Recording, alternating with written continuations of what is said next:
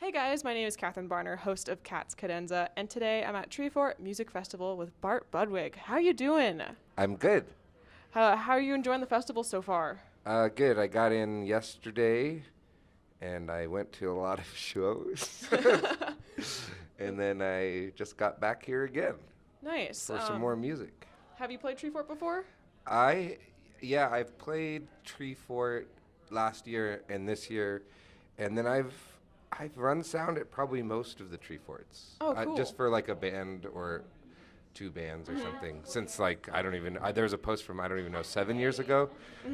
When I think it was at the first or second one helping out a band. So Oh, that's cool. I've been here a lot. So mostly as a sound engineer, but the last 2 years as a performer. So Nice. So on your Facebook page, you describe your genre of music as cosmic country and specular. Ugh, what? Gosh. Secular. Secular. Thank you. Gospel. It's been quite the week for me with 4 hours of sleep every night. But so why do you choose those phrases to describe your music? Well, let's see. It kind of has a country vibe, but it's more old school outlaw country.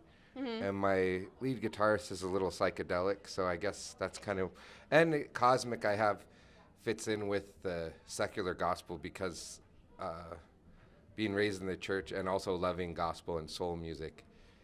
And then also it's kind of like far out. You know, there's like some weird metaphors of things and connections between like modern and like biblical stuff and like anyway, so I guess that's where that comes from. So who are some of your biggest influences? Well, early on when I was running sound, a band that's playing Sarah Cahoon was a huge influence. I never listened to any I didn't listen to much music really at all growing up, but I played a lot of trumpet. But Sarah Cahoon, I ran sound for her in Moscow, Idaho, and she's like a beautiful kind of Americana alt country artist. And that got me digging into country, and that took me to outlaw country like Willie and Waylon and stuff like that.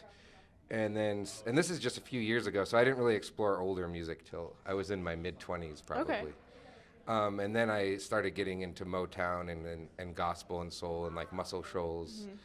And yeah, so that's kind of where it transformed from kind of the country to it's basically 60s to late 60s American rock and roll and country and soul is where I ended up falling in love with all that stuff.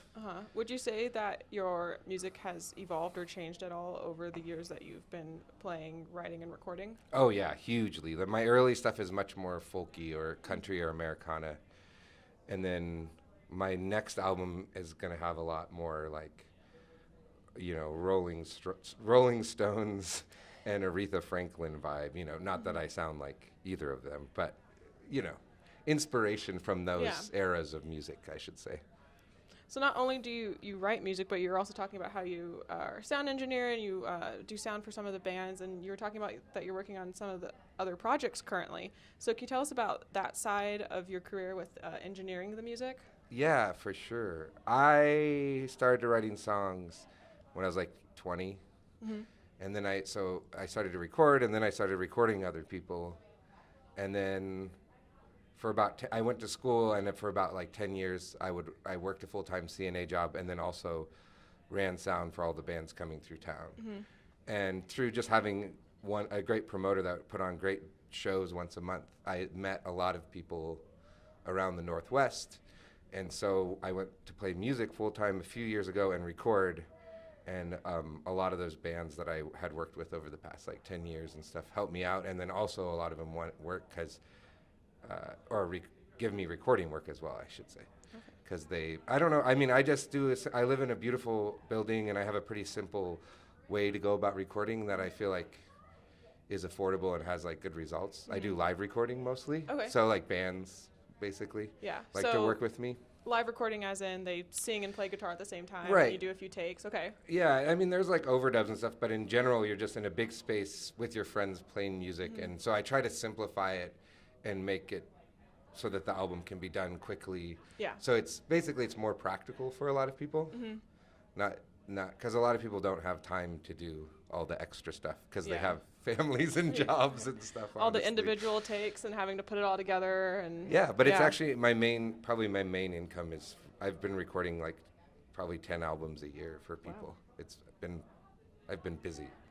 Have you had a favorite artist that you've worked with so far? Of course not. They're all your favorite. The ones that pay me on time. No, I'm just joking. I don't advertise, and I really get friends and friends of friends. Mm-hmm. So I get a big variety of music style, and I really enjoy. It's a good learning experience for me because it's not critical. I'm working with it. How can I make this sound as good as possible? And then they're trying to do the same thing. And so for me, it's fun because I get to learn a lot of different music that I wouldn't have listened to. So that's really cool. Yeah. And before we hopped on to the recordings, you were saying you just finished recording in California.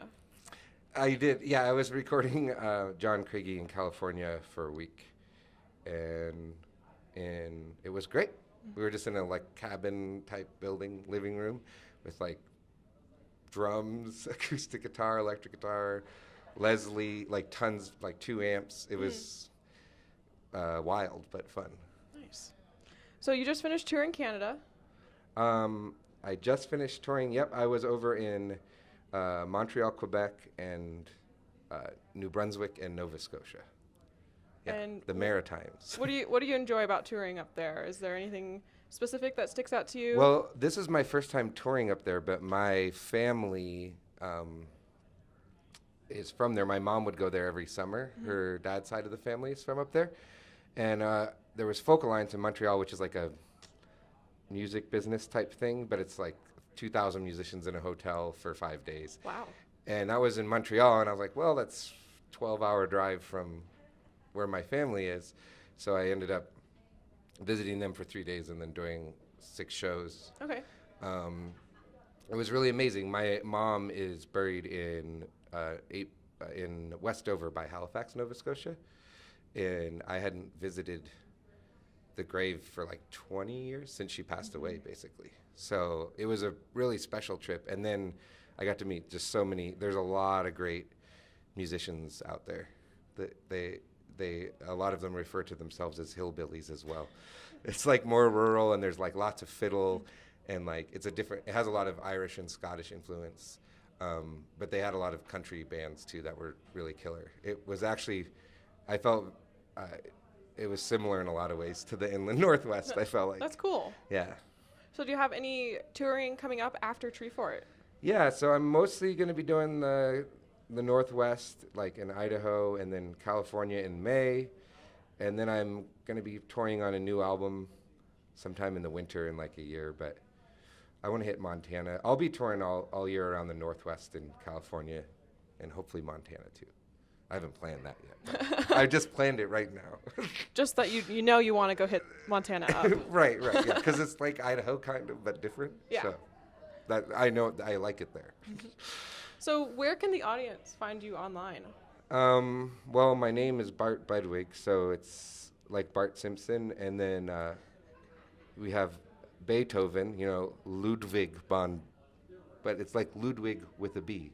Uh-huh. So it's Bart Budwig, and I think I'm the only person with that name, so. Pretty easy to find online then. Yeah, I have a lot of albums, 6 or 7 albums online, so people should be able to find them. Great, and speaking of your albums and music, you're going to play us a song today? I guess so, yeah. Awesome, so I'll let you take it away. Okay, cool. This song's called Rolling Stone. It's an homage to the Rolling Stones song, Beast of Burden.